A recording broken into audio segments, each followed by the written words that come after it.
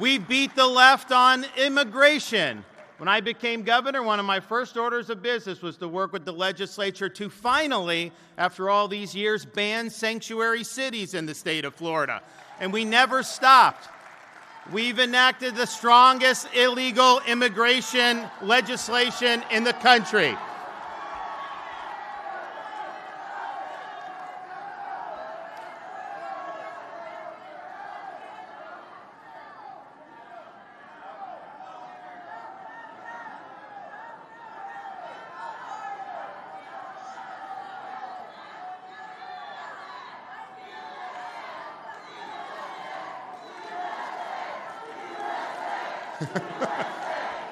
There's a little bit of a tug of war going on. They were trying to take her one way and then the other.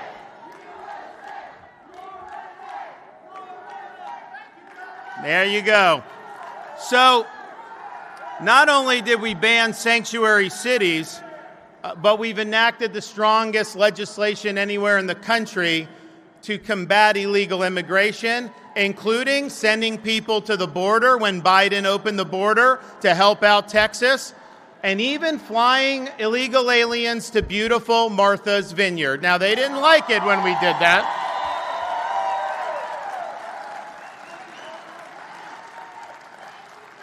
Now, they said they were a sanctuary jurisdiction. The minute you had 50 show up, all hell broke loose. They declared a state of emergency. They called out the National Guard. They got those illegals off their vineyard very, very quickly.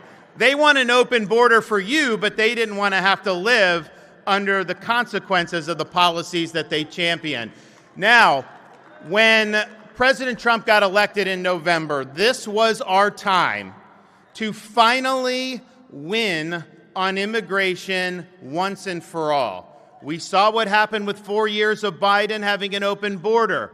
That has been shut, and the border is now closed, which is a great achievement. But that doesn't take care of all the millions and millions of people that have come here illegally, and not just under Biden, for many decades. And so the president pledged to enact the strongest mass deportation program in American history. But I knew as a governor, just logistically, that was not going to be able to be working if the states and the local law enforcement were not participating with this. And so I called a special session of the Florida legislature at the beginning of the year. And I said, as soon as the president takes office, we have to have policies in place that say in Florida, all state and local law enforcement agencies must work with DHS, and we must have deportations of people that are here illegally. Now, I think it's important to point out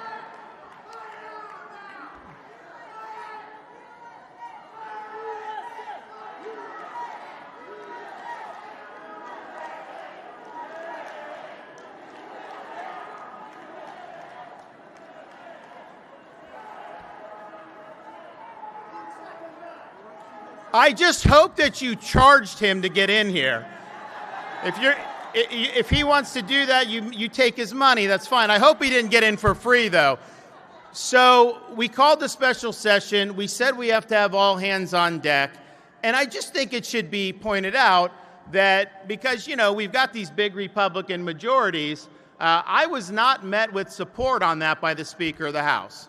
The Speaker of the House said that it was not urgent, it was premature, that we could deal with it months down the line. The hell we can. Biden let in 10 million. We needed to deal with it on day one. And so we made sure that happened. Now, he tried to pass a bill that I had to veto that would have stripped our ability to do what we need to do and actually would have shut down our current operations, and all the things you've seen about in the news, all of that would have been illegal. So I vetoed that legislation, and we got good legislation in place. But let me tell you, what he passed was one of the worst pieces of legislation that Republicans have ever passed in the state of Florida. I was right to veto it, and you're better off as a result of having vetoed it. Now, which brings us to the topic du jour, our unprecedented efforts to help with the deportation efforts that you've seen under the Trump administration.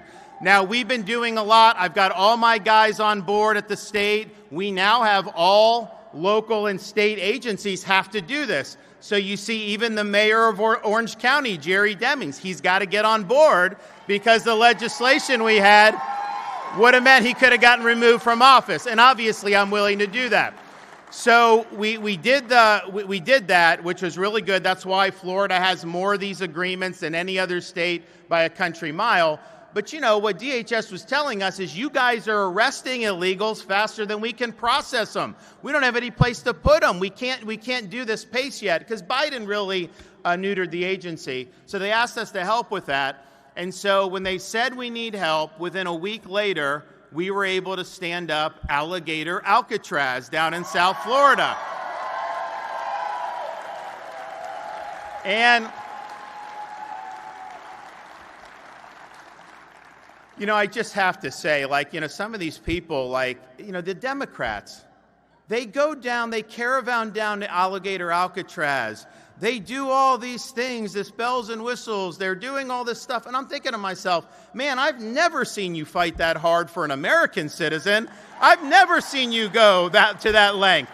But you really believe that people should just be able to come illegally. Many of them have already been ordered to be deported through our legal process, and they still think that they should be able to stay, even though we've seen all the problems that's happened. But then they'll complain because the air conditioning's too cold. Or they'll complain that the ham sandwiches aren't toasted and that they're cold. I mean, look, it's like, you know, Jimmy John's used to never have toasted subs, and they became one of the best chains in the country. So this idea, I'm like, and, you know, Jay Collins was up here. I can tell you, when we were deployed in like Iraq, we didn't get toasted subs. That's not how it works. So you have this crazy stuff where they're trying to make this of an issue, but the reality is flights are now leaving there. You have hundreds and hundreds of people already. The pace is picking up. And Florida is going to continue to lead the way because we need strong borders and we need to make sure we uphold the rule of law. Now, we've also beat the left on crime and on rioting. You remember what happened during those Floyd riots back in 2020.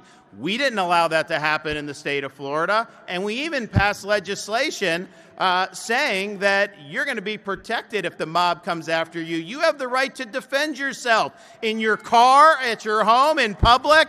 You have a right. We're not going to let the inmates run the asylum.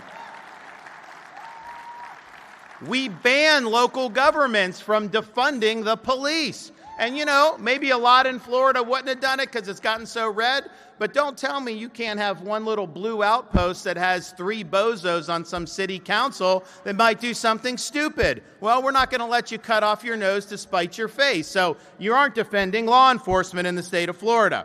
We've also